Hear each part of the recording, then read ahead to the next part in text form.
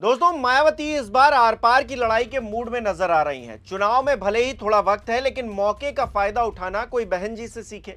जालौन जिले की माधोगढ़ विधानसभा सीट से आशीष पांडे के नाम का ऐलान करना एक रणनीति का हिस्सा बताया जा रहा है। भाजपा इस वक्त ब्राह्मण विरोध झेल रही है। बात लखनऊ में ब्राह्मण विधायकों की बैठक पर सवाल उठाने से शुरू हुई थी, जिस पर नए नवेले अध्यक्ष पंकज चौधरी ने अनुशासनहीनता का ज्ञान दे दिया। ये बात अलग है कि उस बैठक से पहले क्षत्रियों की बैठक हुई और बाद में लोध समाज की बैठक भी लखनऊ के भीतर हुई, लेकिन किसी ने मुंह तक नहीं खोला। ब्राह्मण विधायकों में असंतोष का कारण भी उनकी अनदेखी और अफसरशाही का कारनामा रहा।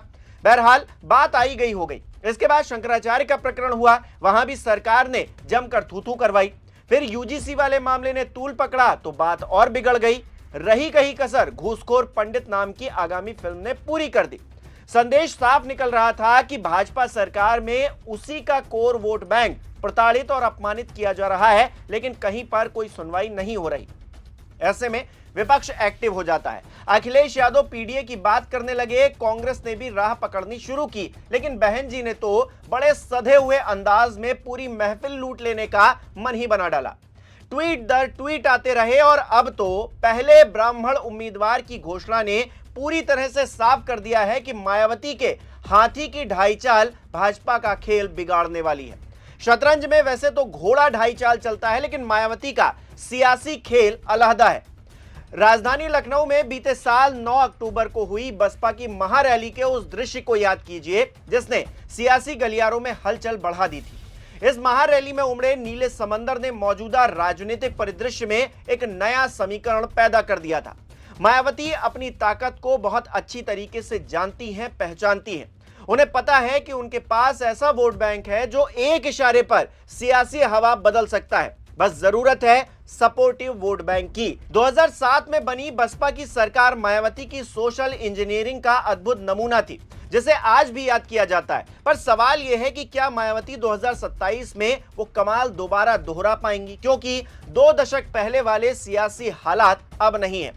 एक रात में एक सोशल मीडिया पोस्ट के जरिए हवा इधर से उधर कर दी जा सकती है। ये ताकत अब आम लोगों के भीतर भी आ गई है। इस दौर में मायावती अगर ब्राह्मणों की तरफ देख भी रही हैं, तो उन्हें चंद्रशेखर और उनकी रणनीति को अच्छी तरीके से जांच परख लेना चाहिए, क्योंकि कुछ दिन पहले एक पोस्ट वायरल हो रही थी, जिसमें एक तरफ चंद्रशेखर को दिखाया गया तो दूसरी तरफ मायावती को। चंद्रशेखर का आरक्षण वाला ट्वीट एक तरफ था तो दूसरी तरफ बहन जी का घूसखोर पंडित वाला ट्वीट दिखाकर कहा जा रहा था कि देखो कौन बहुजन समाज के साथ है और कौन हकमारी करने वालों के साथ में है। मतलब चुनौती का यह स्तर दिखा रहा है कि मायावती की राह आसान नहीं होने वाली है। इस खेल की अब वो इकलौती खिलाड़ी नहीं रही हैं। बावजूद इसके अगर वो अभी से आशीष पांडे के नाम का आधिकारिक ऐलान करवा रही हैं, तो कुछ रणनीति तो साफ तौर से है, लेकिन कुछ पर्दे के पीछे छिपी हुई रणनीति भी है जो अभी तक खुलकर सामने नहीं आई है।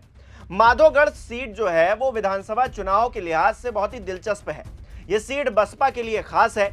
यहां पर आजादी के कुछ साल बाद 1962 से 1985 तक कांग्रेस का कब्जा रहा। रियासती घरानों का रसूख कम होने के बाद यहां हाथी ने दौड़ लगानी शुरू कर दी। 1989 में कांग्रेस प्रत्याशी राजा राजेंद्र शाह को हराकर बसपा से शिवराम कुशवाहा ने जीत दर्ज की। तब से बसपा पार्टी का ऐसा जनाधार बढ़ा कि अन्य पार्टियां ताश के पत्तों की तरह बिखरती चली गईं। यही वजह रही कि साल 1989, 1993, 2002, 2007, 2012 में बसपा का विधायक यहां से चुना गया। 2012 के बाद बसपा के साथ उत्तर प्रदेश में क्या हुआ आप अच्छी तरीके से जानते हैं दोस्तों। हालांकि इस सीट पर 2017 का जो चुनाव हुआ था वो बेहद दिलचस्प हुआ था। शुरुआती चुनाव प्रचार में भाजपा के विधायक मूलचंद निरंजन का विरोध दिखाया गया, लेकिन जो राजनीतिक बाजी थी वो इस कदर पलटी कि बसपा की कैंडिडेट फिसलकर दूसरे नंबर पर आ गई। फिलहाल बसपा सुप्रीमो के आदेश पर अपना खोया हुआ जनाधार पाने के लिए पार्टी और उनके कार्यकर्ताओं ने कमर कस ली है। दोस्तों, आज सत्ता की आंखों में आंखें डालकर पत्रकारिता करना मुश्किल हो गया है। हम पर मुकदमों से लेकर चैनल को बंद कराने तक का दबाव बनाया जा रहा है।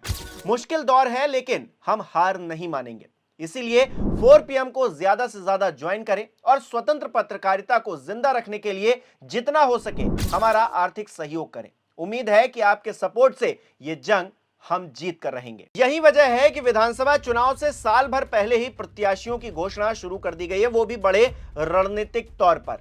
दोस्तों, सियासत का सबसे बड़ा आश्चर्य और हकीकत यही है कि कभी भी कुछ भी हो सकता है। दोस्त दुश्मन बन जाता है और दुश्मन दोस्त बन जाता है।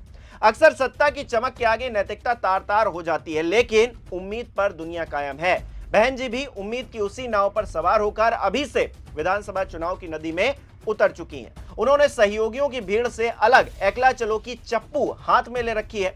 देखना दिलचस्प रहेगा कि उनकी नाव नदी पार कर पाती है या फिर बीच मझधार डूब जाती है, जैसा कि पिछले कुछ सालों में हो रहा है, पिछले कुछ चुनाव में हो रहा है। आपको क्या लगता है, आपकी क्या राय है, कमेंट बॉक्स में जरूर बताइएगा। इस वीडियो को लाइक करना, शेयर करना मत भूलिएगा। हमारे चैनल को सब्सक्राइब नहीं किया है तो वो भी जरूर कीजिएगा। आप हमें सहयोग भी कर सकते हैं ज्वाइन बटन पर क्लिक करके। बहुत बहुत धन्यवाद।